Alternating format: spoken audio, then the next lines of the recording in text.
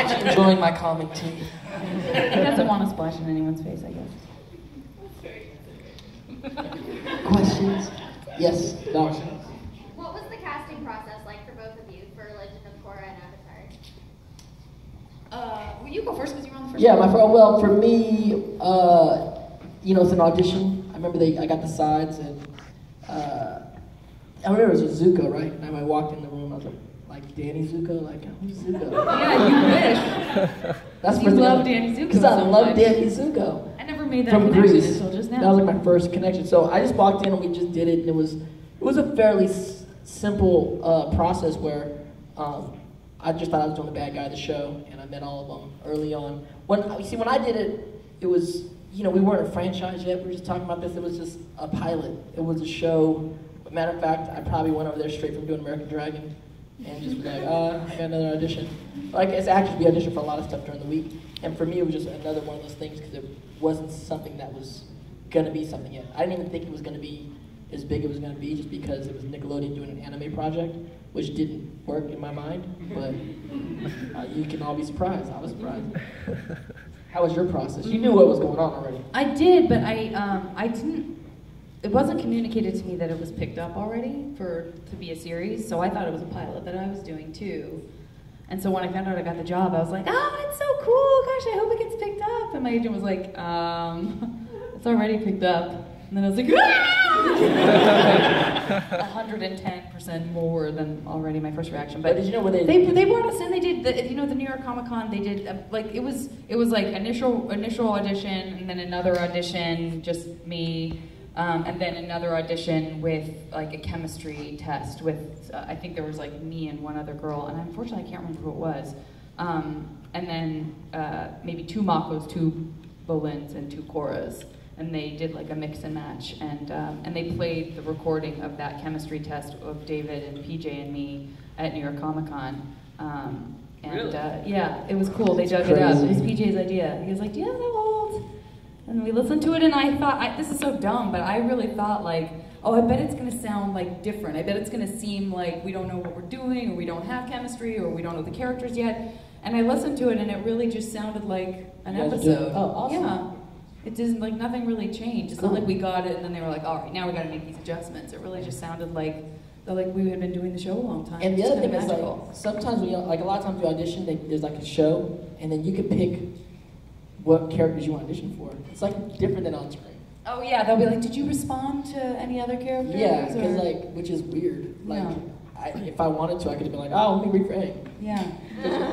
But that's weird. That's true. that's one weird thing about voiceover is Yeah. you can kind of audition for like 3 or 4 characters on the show. But I mean, I'm not really good at that because I don't have any different voices. Yeah. Old man voice. An old man. We found that out on the panel yesterday. He's got a solid old man voice. Not really. Old man Zuko. What's the whisperer? I'll just call you old man whisperer. He sighs a lot and whispers. But I wish Mike and Brian were here, because I always love hearing them talk about their process of casting voices, because actually it's not, I don't know why I'm saying that, because really all they say is like, it's really hard to say, but it's cool to hear them kind of talk about like, oh, we'll hear people that, it's true of regular casting too, but it's different. I think when you close your eyes and you're listening to a voice, they don't sometimes know what they want at all, and it's really hard to describe. Like, they just don't know until they hear it. And so it's like you hear a lot of stuff that might be great and might be this amazing take, and that's something to remember for those of you, some people are interested in acting and voice acting, and it isn't, you could do the best possible job and be wonderful and really impress people, and for some reason it doesn't quite match up with this ephemeral thing they can't put their finger on, and you shouldn't walk away from not getting a job thinking, I wasn't good enough. Because it's usually not that at all. It's just like, there's something that is intangible that you might have. And that's what I think I asked them, like, how did I get this? Because I didn't have really any experience. And they were like, I don't know, you just were her. We heard you, we didn't see, you don't see them. They just listened to a tape, and they said, when you came on, we were like, that's what we think, that's Korra. And it's like, why? I don't know. there's something frightening about that because you want to be able to give them what they want, but if they don't know what they want, there's something also very freeing about that because it's just up to you to be imaginative and do your best interpretation. That's voice acting 101. Thank you very much. I am a deep Bradley Baker. Yes. This is actually for Janet. Actually, for both of you. What are your favorite seasons that you guys have worked on both Avatar and Korra? Oh boy. Well, I loved Spirits because I love those spirits. They're really cute. I just remember when I started seeing the art for season 2, I was like, what are these little guys?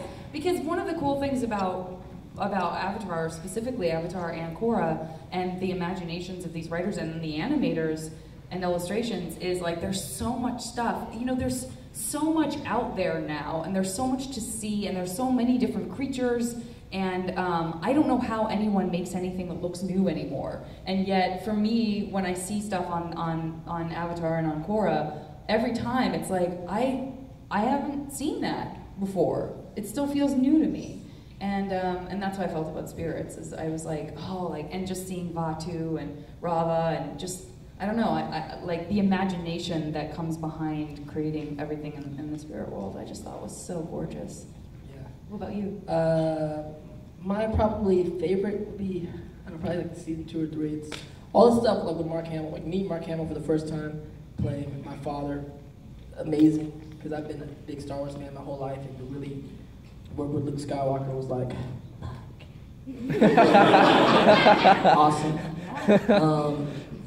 And yeah, so my memories of that was crazy because like my first meeting of him, I got to do the Star Wars. I got to do the Luke Vader scene, except for like I'm Luke and he's Vader, and I'm just screaming stuff. I mean, I literally just meet him and I'm like, Father, no! He looked great, and I was like, this is surreal. Like one of the best moments in my life. So that was crazy. And then working with Mako for that time before he passed away was very, very special. Just because he's like an Uncle Ira in my life, and like that kind of stuff. Those are memories, those guys. Thank you. Question, Cora, 1. After Legend of Korra, would you ever think about doing like a live action show for it? Well, I think if the movie had been tolerable, not a besmirching of the entire universe. Yeah, I don't know. For me, the animation is so key to it because it's just so beautiful. I couldn't. I mean, I don't think anyone would ask either. But like, the things that are possible in that world, you know, with those animators and illustrators, just is so magical to me. I want that magic. That's one of the coolest things about doing voiceover, whether it's a video game or dubbing in anime or doing original cartoons and stuff, is that this thing that you could never do in real life, you get to see, and you're separated from it in a different way. I don't like watching myself on camera, really. It's like, you're real, you know, it's like we all have it. When we look in the mirror, we see the thing, the zit, the this, the that, my hair was weird, you know, and it's hard to let go of that, I think, for most people, including actors. And I mean, maybe you're probably more like Zen about it, but I love seeing, you know, I love that I have something to do with something, and I can just let go of all of that, and I'm just a fan, and I can just be swept up by it, because, you know, so that's kind of how I feel about it. But. Yeah, I mean, I never saw the film. I haven't either, by the way, and I never will. And nothing, I mean, not for nothing, I always been like, the thing, if I work with him in the future, like, it's hard to make a movie regardless, so if it didn't work, it didn't work. There's tons of movies every year that didn't work. But, yeah, to play, you know, me and Mako would talk about it like, God, we'd love to play these characters on film, because it's such an amazing role, an amazing character, and that relationship. So when he passed away, it kind of hurt less to not do the film with him, because he's played my uncle and my father several times in my career, and I was blessed to play his nephew again, the last thing of his career. but we would talk about, God, wouldn't it be great to do this on film? Just me and him. Oh yeah, because that's, yeah. Great. That was before. And then I did actually audition for the film, right? Where they were doing it, when M. Night was doing it, but it didn't work out. And, you know, there are people that pull me aside, we really are pushing you to get the film. But, you know, Deb, I think, is a great actor, and Slumdog is. It's like the way the politics of Hollywood works. A lot of things happen, right? No, it wasn't. It sounds like it wasn't meant to be. And Yeah. But, the you know, end result is that it's fine. totally. And Sokka was, and Jack DeSena was up for Sokka. I just thought, you know, in your mind for a moment you play with something that's never happened before, right? Like if me, Jack, and May could have played these characters that we played for 5 years in a cartoon. Like, you've never taken voice actors and put them in a film. And we're all actually, because we're all actually on-screen actors, you could have done it. Mm-hmm. And it, you know, part of your thing goes, it was gonna bomb anyway, you might as well try something new. Because it's just because we still love the characters in that way. And like even when we auditioned for it, I remember the cast director auditioned for it, and she was like, it's just crazy because it's your voice, it's the thing that we grew up with, but then all of a sudden you guys are doing the scenes and it's you guys doing the scenes. And for me, I didn't really watch the series till like way later on, because like I said, it wasn't a franchise, it was just a gig that we were doing before it got popular. So really, even to this day, like Katara and Sokka, that's May and Jack. You know what I'm saying? Like Uncle Arrow is me looking at Mako, doing scenes with Mako. I live the story by coming to the booth every week, walking, going, oh my God, did you guys read this? And so my first memory of Avatar: The Last Airbender is doing this storytelling with these people. They're the characters. I'm like looking at May as Katara. It's so funny, I don't have that experience. Yeah, it's a different, because we came through a different way, you know what I'm saying? Yeah. I don't know, I just disconnect from it so fast. The second it starts playing, I mean, I'm not crazy. Right. I know that those I know it's my voice.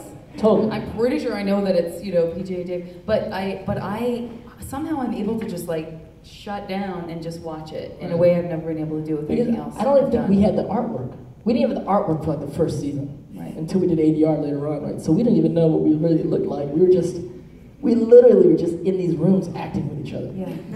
And they were shooting, because the other thing, they were like, had cameras on us, shooting us act and like showing us kung fu moves. We're like, oh wow. What are we doing? What is this? Yeah. So it was like a whole different experience. It was crazy to see what happened. Yo, in the back.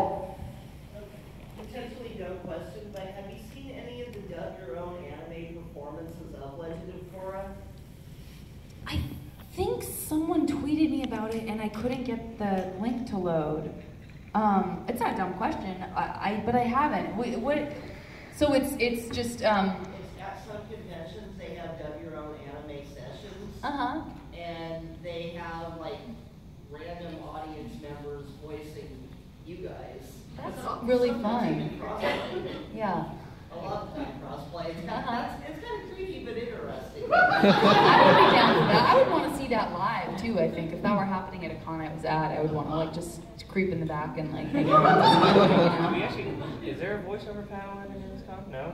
There's a Phoenix Comic Con. Not that I know of. Okay. Alright. Yeah, that'd be cool. That's a They great are pretty question. entertaining to watch. Oh, sure. Especially if they're using your own kind of like the animation. Yeah. I have yet to really see like Korra dubbed in other languages, you know? I'm so interested in that. That's I'm gonna sneeze. I'm sure, like seeing other people do your voice in a different language. Yeah, I mean, I don't think, usually with dubbing they don't even really try, right? It's just like a different actor. I don't know if anyone's doing an impression of me, but in a different language, you know? It might just be an actor speaking German or an actor speaking, you know? But it's cool, I gotta check that out. Yeah, never seen it. Also, I've never seen it. Candy, what's up, man? Alright, what were your guys' favorite lines, and maybe save any characters? You have two. This is when we wish that like the D. Bradley Bakers were over the world were here, because we just use our voices for these characters. Yeah, favorite line? What's your favorite line? I think it's when, I know this can sound cliche, but when Zuko was talking about his honor to his uncle, he kind of really felt that moment with him saying why at some point for him to have his father's approval. I don't know the exact line, but I remember that conversation with him. Yeah, I don't know the line either. I did say honor a lot.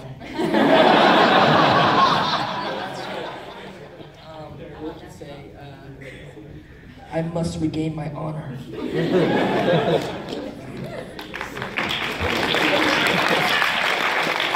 have a line? I mean, I feel like, what? You say Naga, please? That's an awesome meme. Naga, please. Yeah, just, what, is she like up in her face and she's... It's a meme like Naga, please. Like she like, get out of my face, I'm busy, kind of? Naga, please. You have to get to Irritable Island. Stop licking me. I mean, Yes. So, I'm a student filmmaker.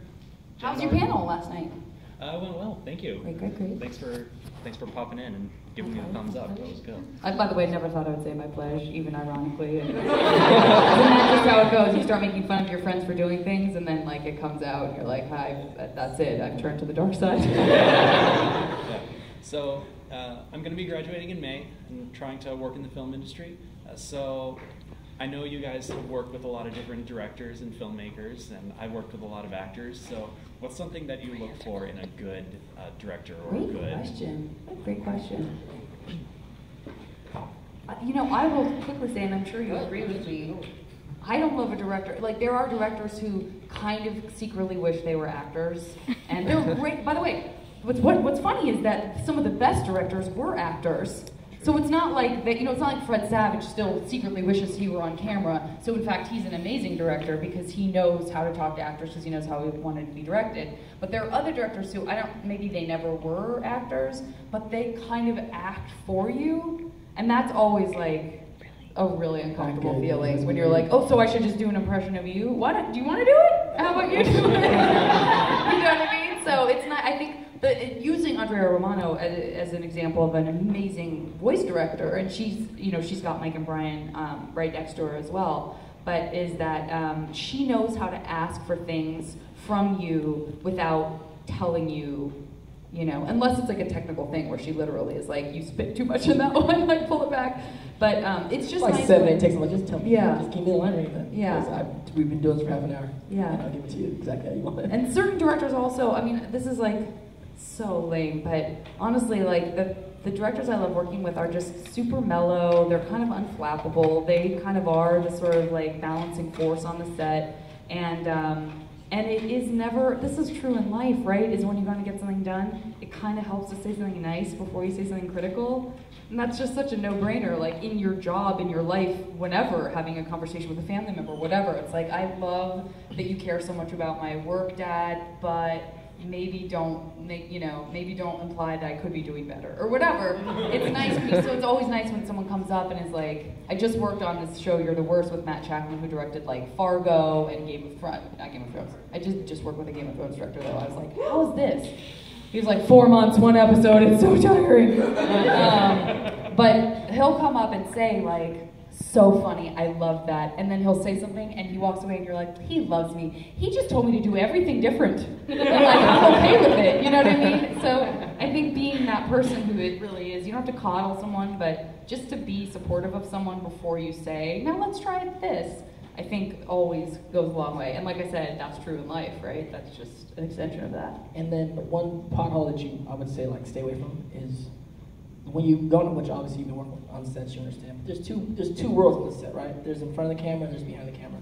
And the biggest thing that happens when I see sets go to shit is the war that happens between, the director is the guy in between, right? Mm-hmm. So there's a lot of directors become like, the camera, you know, say, are you a camera guy or are you an actor guy? The thing is, you got to be able to deal with your whole army of crew to get these things done, and you got to deal with your army of actors and talent on this front side to get things done, and it has to work cohesively. That's your job as a director, to balance both sides. The biggest problem is, a lot from the actor side, you'll see this director spend all this time with the crew, and then, you know, and it's part of it. You set it up for 4 hours and you give the actors like half hour to shoot the scene. And it becomes a crazy and then a lot of directors can't talk to actors. They don't understand how to communicate with. It's a different personality a lot of times, right? What happens a lot of times. So you got to force yourself to be both. To be the technical guy who's going to geek out on the lights and the camera and the friggin' technology and the sound. yeah, but then also you gotta geek out on the story and the actors and the conversation of that process. So the great directors are able to balance both sides. How much do you direct? 0. Oh my God, how awesome of a director would Dante be based on that? No, seriously.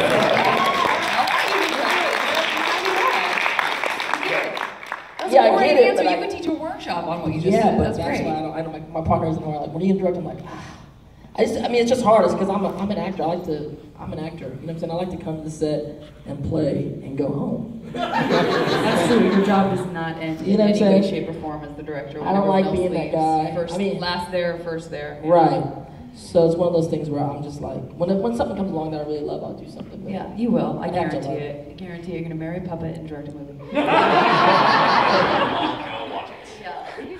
Have a wedding with puppets. Yeah. I mean, right? Puppet babies. Two quick things. One, if you could choose one style of ending, what would you choose? And second, in the Mexican dub, the Cora and the Zuko sound exactly like you. It's Really? That's awesome. That's cool. Check that out. That's crazy. First and foremost, I'm Fire Nation forever. It is funny because you sort of get, I mean, I do feel like I would be water. I would be water. But I don't know if you guys have seen this Sure, online, Avatar, but someone, I had to choose just like you did in that question. But someone asked, and I'm sure it's out there somewhere, maybe you guys have seen it, but someone asked me at the con, this last year, not if you could bend an elephant. Hi, everybody. If you could bend an elephant, what part of the elephant's body would you start with? I mean, the tail, I guess, but I don't know how bendy the tail is. I gotta get back to you on that. What was the question? Just kidding. But someone said, what element would you be? And not what element could you bend? And then I was like, I seriously was like, oh. Fire. Isn't it? I'm talking about you, Dante. Do you really think you would be the element of fire? Yes. Except that. Because I thought I would bend water, but I thought I would probably be earth. Earth. You know, like as a person, maybe I would be earth. Because I'm just a huge, dork. That's like the fun, that feels like the balloon. I mean, I probably would be like, air is cool too. Yeah. I wouldn't ever be. I'm the most, ungrounded person. What's your zodiac sign? Aquarius. That's air. It is air, I know. It's water. I know, but isn't that weird? The water bearer is Yeah, air. water. Oh, okay. You're not up my zodiac sign. What's your sign? We're I'm really Virgo. going to get into it. Yeah, I'm Virgo. That makes sense. Which is Earth. That makes sense though, because that's like. But my you guys rising figure sign's out. Gemini. You want to do this? My moon is in Virgo, my rising sign's Leo, I'm Aquarius. What's up? That's why we get along so well. That's why we get along so well. That's some LA talk right there. That's some LA talk. It really is. Yo. What about artificial element? What would you bend? Maybe plastic, curtain, Artificial element. I was like, cloth. I'm going to my mind like, what's artificial? Yeah. Glass, ceramic. We can bend plastic, can't we? Yeah, cloth and plastic are kind of already. I don't even know what else is artificial. I would bend adamantium.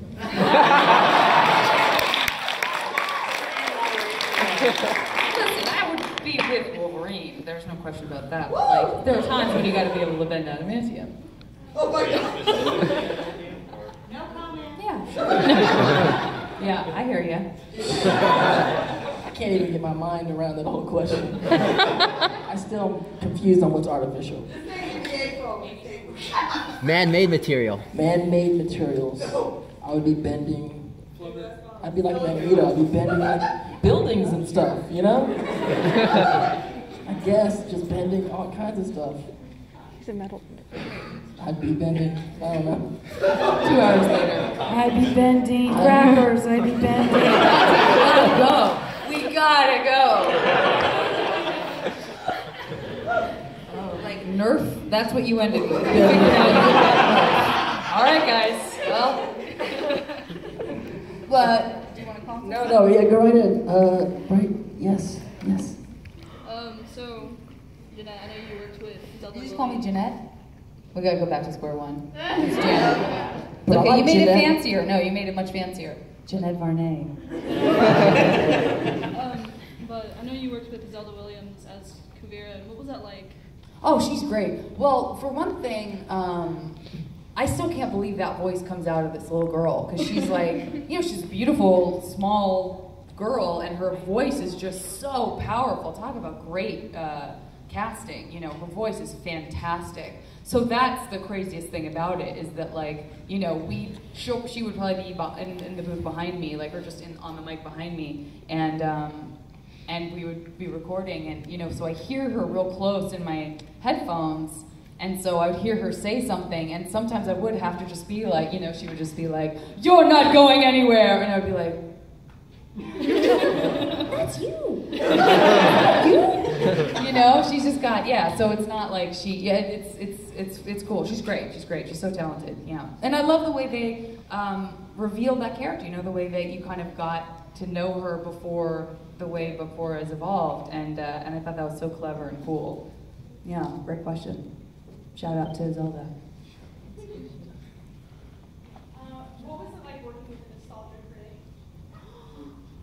Oh yeah, that was crazy. I found out about this yesterday. Yeah, Doug Williams is crazy. It was I met him at a convention. Before that, people had hit me on Tumblr and whatnot about when he did the review on Avatar, and he had all these great things to say.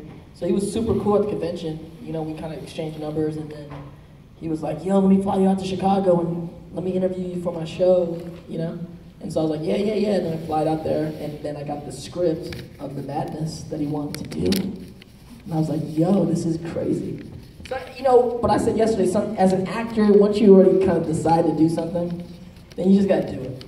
I could have dropped it. If I didn't want to do it, I could have dropped out a month before, but we did it. And so the thing is, the Awesome Channel, these guys over there, they're such a cool crew, and they're it's a family, right? So it's Doug and his brother and his dad builds the sets, and it's such a cool crew that it was let's do this. And so I had a good time. If you haven't seen it, it's me cosplaying as Zuko, firebending, and being utterly ridiculous. But they do it in such a fun way that it really, it's such a good time.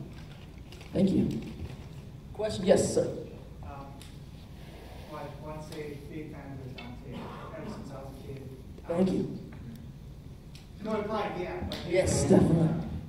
But I've always wondered after watching the end of Avatar: The Last Airbender, what happened to Zuko's mom? I get asked that question all the time. You got to read the comic. The Search. The first one's The Promise. The second one's The Search. The third one's The Rift. These trilogies. So you can go check it out. I voiced some of it on my YouTube page, so you can check it out there without giving you any spoilers. I want to do it. When I see Gray next time, I'll do some stuff back and forth. But check it out. It's cool. It's I love how they kind of came together. Yeah. Janet, I was wondering how familiar with, or if you were a fan of Avatar before you got into Korra? I had just started watching it before I found out about the audition, and then I was super scared when I got the audition. I was like, oh, I can't watch this anymore, because it's kind of what Dante was saying, it sounds like we're just nah, whatever about stuff, but it's because there are so many jobs you don't get in Hollywood. It's so hard to get emotionally attached to stuff. And so a lot of times, I think that's another reason I don't watch comedy. Yeah, because it's hard. If I have an audition, for example, I don't watch New Girl because I know I'll love it and I'll want to be a part of it. And then if I audition for it and I don't get it, I'll be like, ah, So I just watch no one's gonna ask me to audition for Game of Thrones. No one. So I can really dive into it. Trust me. So